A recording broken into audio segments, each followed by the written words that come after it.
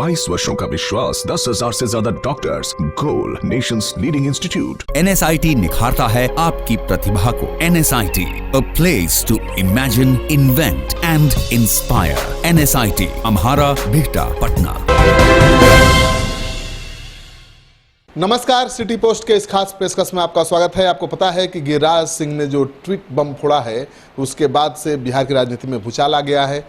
अब लगता है कि बीजेपी और जेडीयू की राह अलग अलग हो गई है। तलखी तो बहुत पहले से दिख रही थी, लेकिन अब राह भी अलग अलग होती दिख रही है। अभी मेरे साथ है हम पार्टी के प्रवक्ता, जिनके द्वारा इफ्तार पार्टी दी गई थी। नीतीश कुमार वहाँ पहुँचे थे और उसी हम पार्टी के इफ्तार की तस्वीर के साथ उन्होंने ट्वीट किया है और कहा है, क्या कहा है दानिश से पूछते हैं। दानिश जी, गिरिराज जी का आपने ट्वीट पढ़ा है ना, वो कैसा लगा आपको? देखिए, मुझे ऐसा लगता है कि गिरिराज सिंह जी का मानसिक संतुलन थोड़ा सा गिर गया है। मुझे लगता है कि उनको इलाज की आवश्यकता है और बिहार के मुख्यमंत्री माननीय नीतीश कुमार जी ने कोइलवर में एक बढ़िया पागलखाना बनाया है। मोदी जी को मंत्रिमंडल से बर्खास्त करना चाहिए उनको और वहाँ एडमिट करा देना चाहिए। अरे आप कहाँ लेकर चल रहे हैं चीज़ों को? आप पूरे के पूरे फेडरल स्ट्रक्चर पे हमला कर रहे हैं, लगातार हमला कर रहे हैं। आप संवैधानिक ढांचों को तोड़ने की कोशिश कर रहे हैं। आपको लगता है कि इफ्तार का आयोजन नहीं होना चाहिए, फलाहार का आयोजन होना चाहिए, कीजिए ना। हैसियत तो नहीं है फलाहार कराने की। खुद खाएंगे लूट खसोट कर, लेकिन गरीबों में फलाहार का आयोजन नहीं करेंगे, व्रतियों को नहीं कर, लेकिन दूसरों को सिखाएंगे क्या फलाहार कराइए। अरे गिरिराज बाबू, अगर आपको लगता है कि फलाहार का आयोजन नीतीश कुमार जी को, मांझी जी को, पासवान जी को करना चाहिए, तो पहले आप करके बताइए ना। आप क्यों नहीं कराते हैं? दानिश साहब, इसको केवल इफ्तार पार्टी के विरोध से जोड़कर क्यों देखते हैं? मुझे लगता है कि इसमें बहुत बड़ी राजनीति छिपी हुई है। जेडीयू बीजेपी की राह अलग हो रही है। देखिए, एक चीज़ तो बड़ी स्पष्ट है इस देश में और राज्य में, जब संवैधानिक ढांचे पर हमला हुआ है, नीतीश कुमार जी फ्रंट फीट पर आकर उन्होंने बैटिंग करी है।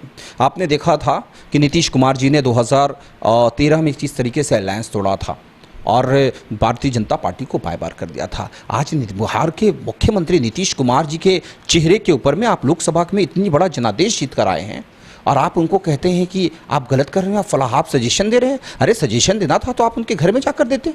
एक चीज़ बहुत साफ हो चुकी है, आज के गिरिराज सिंह जी के ट्वीट से साफ हो चुकी है कि भारतीय जनता पार्टी एक बिहारी को चैलेंज कर रहा है और ये बिहारी कभी बर्दाश्त नहीं कर सकता है। बिहारी नीतीश कुमार, ये एक बिहारी नीतीश कुमार जी को जिस तरीके से भारतीय जनता पार्टी जलील कर रही है, ये कोई बिहारी बर्दाश्त नहीं करेगा। इससे पहले 2014 और 2015 में भी प्रधानमंत्री नरेंद्र मोदी जी ने उनके डीएनए को गाली दिया था और बिहारियों ने उस डीएनए का बदला लिया था और आज फिर आप बिहारियों को गाली दे रहे हैं। बिहारी सब कुछ सह सकता है, अपमान नहीं कह सकता है और हम नीतीश कुमार जी के इस एजेंडे के साथ हैं। अगर नीतीश कुमार जी को कोई गाली देगा, नीतीश कुमार जी पर कोई तोहमत लगाएगा, हम किसी सूरत पर उसको बर्दाश्त नहीं करेंगे। दानिश जी, आप खुद नीतीश कुमार पर बहुत हमला करते थे, चुनाव के दौरान हमलावर थे और आप मांझी जी उनसे मिले, फिर वो मांझी जी से मिले और आप तो एकदम नीतीश कुमार के प्रवक्ता की तरह बात कर रहे हैं। जी, मैं नीतीश कुमार जी के प्रवक्ता की तरह बात नहीं कर रहा हूं। नीतीश कुमार जी मुख्यमंत्री से पहले एक बिहारी हैं और आप किसी बिहारी की अस्मिता को चैलेंज करिएगा, बिहारियों के जनादेश का अपमान कीजिएगा, बिहारियों को गाली दीजिएगा, तो बिहारीपन जग जाता है। आपकी बात से लग रहा है खिचड़ी पक गई है। मैंने आपको कहा ना कि बिहारीपन को गाली दिया जा रहा है और ये कतई हम नहीं बर्दाश्त करेंगे। हमारे नेता ने स्पष्ट कर दिया है, हम एनडीए में रहते हुए भी नीतीश कुमार जी के इन मामलों पर उनके साथ खड़े हुए थे। जब नीतीश कुमार जी के डीएनए को आदरणीय प्रधानमंत्री नरेंद्र मोदी जी ने गाली दिया था, उस वक्त भी हम उनके साथ खड़े थे और आज अगर नीतीश कुमार जी को अपमानित किया जाएगा तो पक्ष विपक्ष अपनी जगह है, हम उनके साथ खड़े रहेंगे। हम किसी भी कीमत पर किसी भी बिहारी की बेइज्जती नहीं बर्दाश्त करेंगे और नीतीश कुमार में बिहारी डीएनए है जो लड़ने वाला। अगर बीजेपी को छोड़ते हैं तो क्या नया समीकरण होगा? देखिए, उस वक्त हम बैठ के चर्चा करेंगे, बैठ के विचार करेंगे अगर भारतीय जनता पार्टी को छोड़ते हैं। लेकिन जो माहौल बन रहा है राज्य में, जो देश में माहौल बनाने की कोशिश की जा रही है, वो कहीं से संघीय ढांचे के लिए ठीक नहीं है। और एक चीज़ मैं आपको बता देना चाहता हूँ कि नीतीश कुमार जी अगर बिहारीपन के मामले पर अलग हो रहे हैं, धारा 370, 35A स्पेशल स्टेटस, पटना विश्वविद्यालय को केंद्रीय विश्वविद्यालय का दर्जा और कॉमन सिविल कोड का जो मामला है, इस मामले पर आगे बढ़ते हैं तो हिंदुस्तानी अवाम मोर्चा ही नहीं, पूरा महागठबंधन परिवार उनके साथ खड़ा होगा। और आपने देखा है, रघुवंश बाबू जी ने बोल दिया है, मनोज झा जी ने बोला है, मांझी जी ने बोला है, तेजस्वी ने नहीं बोला है। मैंने आपको कहा ना कि इन एजेंडों पर हम साथ हैं, हम एक साथ बैठकर तय करेंगे और एक जो भी व्यक्ति बिहारी अस्मिता को चैलेंज करेगा, हम उसको मुंह तोड़ जवाब देंगे।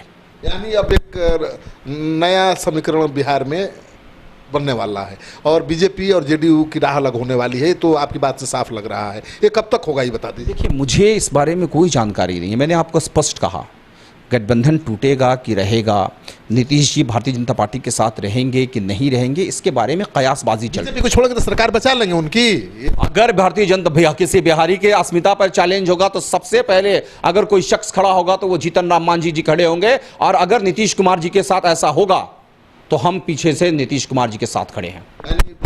आरजेडी भी साथ खड़े। मैंने आपको कहा ना कि बिहारी अस्मिता पर सवालिया निशान खड़ा होगा तो हम सब लोग उनके साथ खड़े हैं। नहीं, आप तो सबके करीबी है ना, महागठबंधन में आप सीमेंटिंग का काम करते रहे हैं, तो आप लालू यादव के भी करीब हैं, मांझी के तो प्रवक्ता ही हैं, हम पार्टी सन ऑफ मलाह को भी आप साथ रख कर चले। अब बताइए कि नीतीश जी अगर बीजेपी को छोड़ते हैं तो क्या महागठबंधन यानी आरजेडी भी उसमें शामिल है, साथ खड़ा होगा, उनकी सरकार बचाएगी? देखिए, मैंने आपको पूर्व में भी कहा कि महागठबंधन के तमाम नेता बैठ के इस मामले को डिसाइड करेंगे कि करना क्या है, लेकिन मेरी व्यक्तिगत राय है कि अगर किसी बिहारी की अस्मिता पर सवालिया निशान खड़ा किया जाए, किसी बिहारी को डीएनए को गाली दिया जाए, इफ्तार जैसे पवित्र दिन पर आप राजनीति करें, तो हम वैसे लोगों को मुंहतोड़ जवाब देने के लिए पूरी की पूरी महागठबंधन की टीम तैयार बैठी है। संभावना है, इनकार नहीं। राजनीति में सर सब कुछ संभव है, आप निश्चिंत रहें, जो होगा राज्य के हित में भला होगा, बिहार के लिए भला होगा, बिहार के स्पेशल स्टेटस के लिए भला होगा, और बिहार में खुशनुमा माहौल बनेगा। गिरिराज सिंह जैसे लोगों की जो जगह है पागल खाना, वहां उनको जल्द भेजा जाएगा, आप इंतजार कीजिए। तो आपने दानिश को सुन लिया, और दानिश को सुनने के बाद आप इतनी बात तो समझ ही गए होंगे कि नीतीश कुमार बीजेपी का साथ अब ज़्यादा दिनों का नहीं है, बहुत जल्द उनकी राह अलग होने वाली है। अगर ज़रूरत पड़ी नीतीश कुमार को तो महागठबंधन उनकी सरकार बनवाने में, सरकार बचाने में भी अहम भूमिका निभा सकता है। तो कहानी की शुरुआत हो चुकी है, कहानी की पटकथा लिखी जा रही है, ये कब पूरी होगी ये बता नहीं रहे हैं, लेकिन इंतजार करिए, अगले 1-1.5 महीने में बहुत बड़ा कुछ होने वाला है।